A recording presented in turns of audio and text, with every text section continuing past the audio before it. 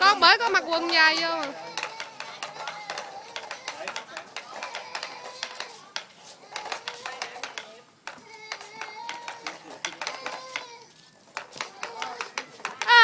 Cười nào.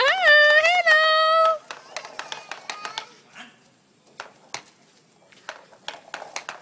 Ba ơi, hello.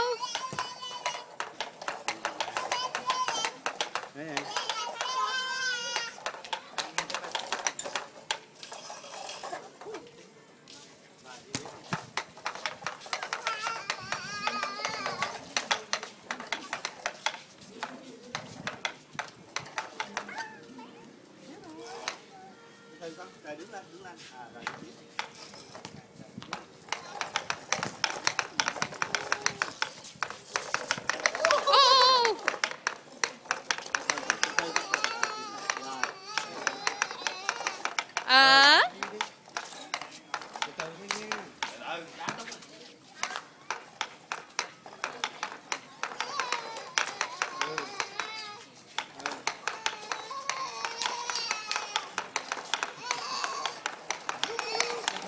Từ thôi.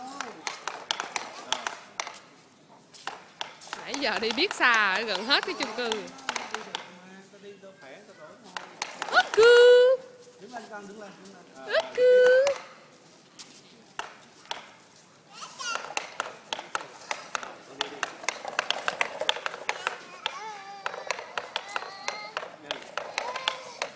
Từ thôi.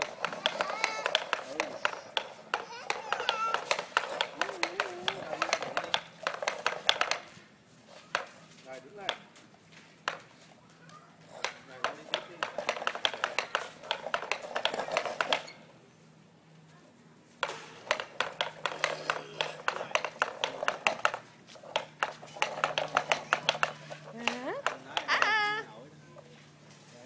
Đứng lên con, không có bò nha, đứng lên. Đứng lên. Ừ. Xích ra em, xích qua cho con thấy đường. Rồi đi rồi, thấy đường rồi, đi. Từ con, từ thôi.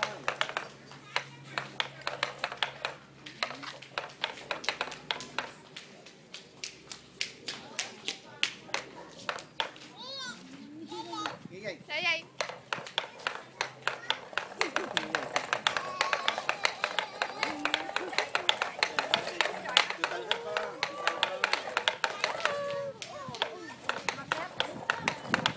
Rồi đứng lên, đứng lên, tự đứng lên, tự đứng lên. Đứng lên nào, đứng lên nào, đứng lên nào. Đứng lên nào. Đứng lên, con đứng lên. Không thèm lên. Đứng lên, đứng lên.